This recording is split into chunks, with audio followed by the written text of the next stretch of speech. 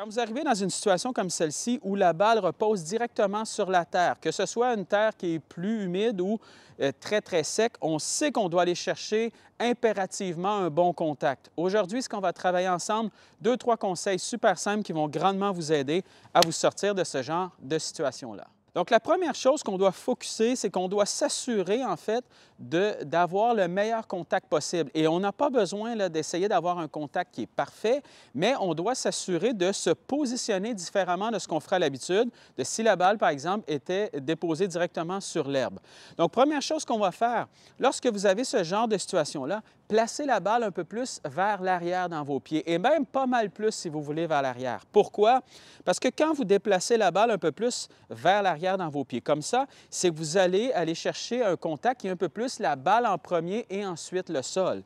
Donc, si par exemple, comme là, j'ai un fer 6 dans les mains, si je m'installais normalement, je placerais la balle à peu près plein centre de mes pieds comme ça ici. Ce que je vais faire avec ce genre de coup-là, c'est que je vais venir la placer beaucoup plus vers mon pied arrière, donc légèrement à l'intérieur de ce pied-là. Et n'ayez pas peur quand même de la jouer derrière. Pourquoi? Parce que si je m'installe comme ça, vous voyez à quel point le centre de mon corps, donc vous voyez ici par exemple mon micro qui est bien en avant de la balle présentement. Donc ce que ça fait, c'est que lorsque je vais redescendre, je vais avoir tendance à avoir un point d'impact, donc le club par rapport au sol, beaucoup plus devant la balle. Et c'est exactement ce que je veux aller chercher.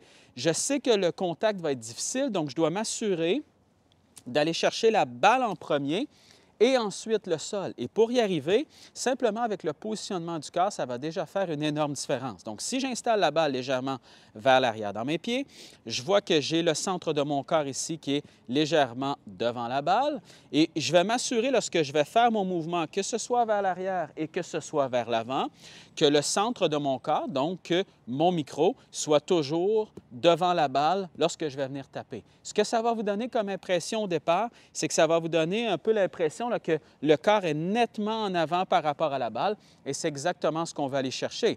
Pour se sortir de ce genre de situation-là, on doit aller chercher un mouvement qui est en descendant, on doit aller chercher un coup qui est un peu plus punché. Ce qui va se produire, la balle va être un peu plus basse que ce que vous êtes habitué, va probablement faire un peu moins de distance que ce que vous êtes habitué, mais le but, c'est de se sortir de cette mauvaise situation-là.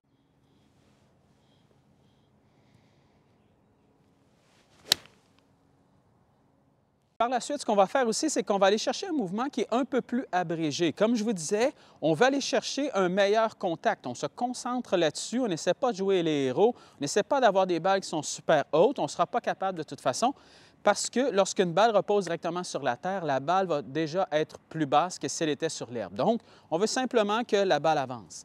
Lorsque vous allez faire votre mouvement, on place la balle légèrement derrière dans nos pieds. Une fois que vous avez ça, ce que vous allez faire, concentrez-vous à avoir un rythme qui est un peu plus calme, mais surtout un mouvement qui va être un peu plus court. Donc, pensez par exemple soit à des demi-swings ou à des trois quarts de swing. Allez-y pas nécessairement là, avec un mouvement normal où on irait avec une énorme amplitude d'un côté et de l'autre. Concentrez-vous à avoir un bon contact et de faire avancer la balle vers l'avant. Donc, je place ma balle derrière et moi, ce que je vais me concentrer à faire, je vais me concentrer simplement à faire demi-swing ou trois quarts de swing, pas plus, et je vais taper peut-être à 50, 60, disons un 60-70 de ma force, mais mon but est simplement d'aller chercher un contact. Et vous allez voir, quand vous calmez un peu votre rythme et surtout vous calmez un peu la force que vous mettez dans la balle, votre contact va déjà grandement s'améliorer. Dernier conseil aussi pour ce genre de coup-là, assurez-vous de prendre 1 à 2 clubs de plus que ce que vous êtes habitué. Parce que vous avez la balle un peu plus vers l'arrière dans vos pieds et que vous avez un mouvement qui est un peu plus abrégé en essayant de calmer un peu la vitesse simplement pour aller chercher un meilleur contact, bien, vous allez devoir prendre 1 à 2 clubs de plus pour aller chercher exactement cette même distance-là. Et le fait justement de prendre 1 à 2 clubs de plus, ce que ça va faire, c'est que ça va justement vous permettre de calmer un peu votre rythme pour vous assurer d'aller chercher un meilleur contact. Donc, n'oubliez pas, le but ici est d'aller chercher une qualité de contact, pas nécessairement une trajectoire qui est haute et un coup comme on ferait normalement lorsqu'on est sur l'herbe.